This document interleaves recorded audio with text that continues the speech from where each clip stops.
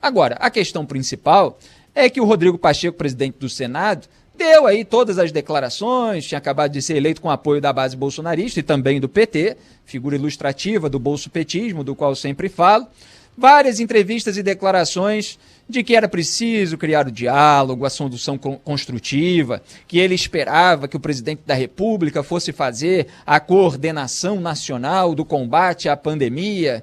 E está aí o presidente da República colocando em xeque o próprio propósito do comitê contra a Covid-19.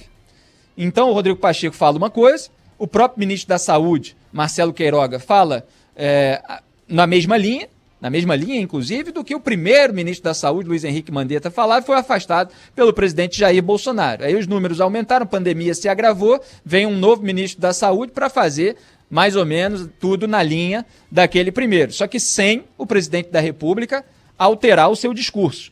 Então, pouco antes ali, o Rodrigo Pacheco, presidente do Senado, deu a seguinte declaração, abro aspas para ele, porque vale a pena citar. É muito importante a comunicação, que haja um alinhamento da comunicação social do governo, da assessoria de imprensa da Presidência da República, no sentido de haver uma uniformização do discurso de que é necessário se vacinar, usar máscara, higienizar as mãos, necessário distanciamento social, de modo a prevenirmos o aumento da doença no nosso país. Fecho aspas. Falou isso o presidente do Senado, Rodrigo Pacheco, elogiou o Marcelo Queiroga, o novo malabarista da saúde, dizendo uma sugestão muito rica do senhor ministro da Saúde, de aproveitar o ensejo da Semana Santa, que é um feriado que tende a estimular a aglomeração, que possa o povo brasileiro ter a consciência de que precisa fazer o distanciamento social, mesmo no feriado.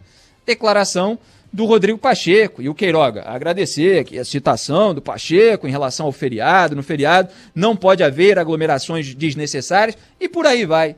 Os dois nesse mesmo tom. Aí vem o presidente da República, Jair Bolsonaro, e já começa. Não é ficando em casa que nós vamos solucionar esse problema. Quer dizer, não adianta nada. Enquanto ele estiver aí, ele vai estar sabotando o combate à Covid-19. Ele vai estar dando um mau exemplo. Ele não vai dar o braço a torcer em relação a esse discurso. Ele ataca os governadores e prefeitos pelas medidas restritivas que estão sendo adotadas em todo o mundo civilizado, enquanto não há imunização da população. E por que não há imunização da população no Brasil? Porque ele, Jair Bolsonaro, sabotou a aquisição de vacinas.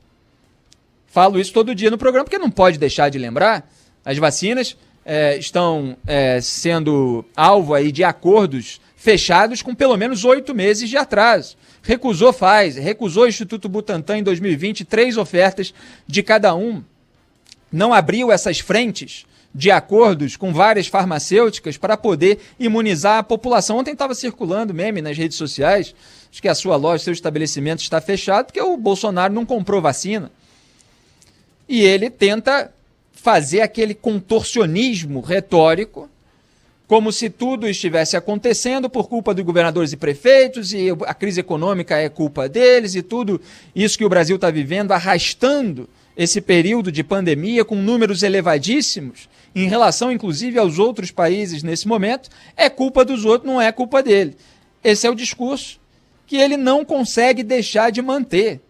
E isso, obviamente, confunde a cabeça da população, principalmente a população menos instruída, que acompanha menos o debate político em suas minúcias e que acaba desdenhando também dos cuidados sanitários que são necessários. É bom dar uma ideia aqui para os ouvintes da Band News FM. O Brasil teve ontem 3.780 mortos por Covid-19. Vou repetir, 3.780.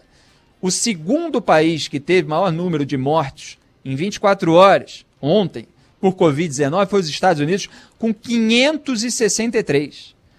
Vou repetir, Brasil 3.780, Estados Unidos 563, Itália 529, Polônia 461, Rússia 409, Índia 355, França 348, Ucrânia 286, Hungria 274, Alemanha 234, México 203. Brasil, repito, 3.780. Os 10 países seguintes ao Brasil, posicionado em primeiro lugar desse ranking trágico, tiveram 3.662 mortes, 10 países somados atrás do Brasil não alcançaram o número de mortes por Covid-19 do Brasil. E aí fica esse monte de teorias conspiratórias, de fraude, de número, de culpabilidade dos outros, sem assumir as próprias responsabilidades por o Brasil estar passando por tudo isso. Enquanto, por exemplo, lá em Londres, vamos falar aqui do Reino Unido, do qual tanto falei nos últimos dias, que passou por um período de 2 meses do chamado lockdown. É claro que há variações, há gradações que o Bolsonaro ignora, porque ele sempre alimenta o binarismo. Mas Londres teve o primeiro dia sem mortes por Covid-19 em 6 meses.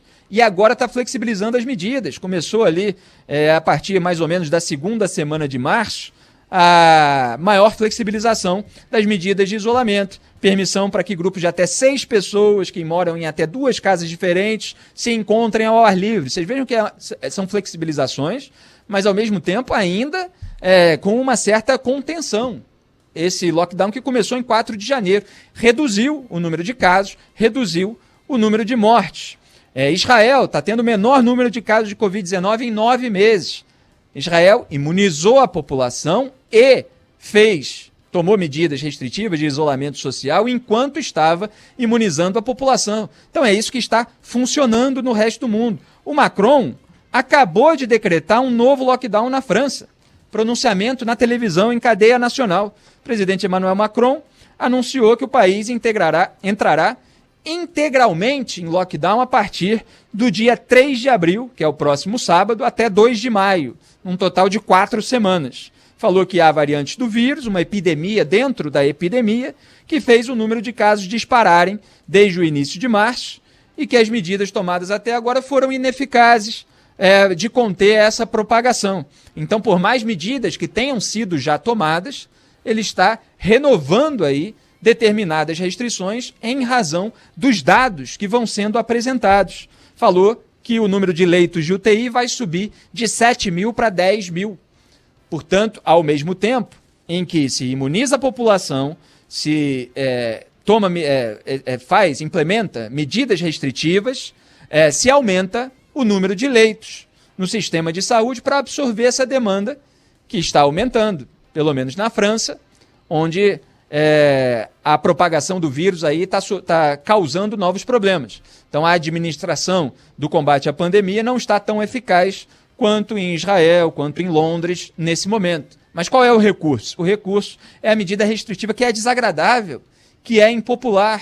Agora, por que o Jair Bolsonaro, que não fechou a aquisição de vacinas, continua combatendo o isolamento social e continua atacando governadores e prefeitos que apelam a medidas restritivas e discursam a favor do isolamento social para não sobrecarregar o sistema de saúde? Por quê que o Jair Bolsonaro continua falando isso? Eu vou repetir aqui, são 3 palavrinhas e o ouvinte da Band News FM vai lembrar delas a cada vez que vir e ouvir o presidente da República fazendo isso.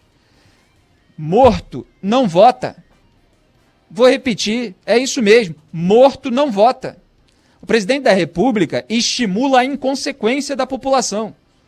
E uma parcela da população se expõe à morte, sem os devidos cuidados sanitários. Já há, evidentemente, traços culturais de uma dificuldade de uma parcela da população, é claro, não é de todo mundo, tem muita gente que é consciente disso e tenta se descontaminar desses traços no dia a dia, mentalmente. Há uma parcela que não consegue viver aquele incômodo imediato de ter determinados cuidados, de usar uma máscara em nome de um benefício maior, em nome de evitar um mal maior que é hipotético, da contaminação, do sintoma ser grave, de precisar internar, de precisar entubar. Agora, o que o líder de um país faz? Ele investe no lado inconsequente de uma parcela da população ou ele dá o exemplo contrário para fazer um peso para que a população se comporte da maneira adequada? É isso que ele deveria fazer e não é isso que ele faz.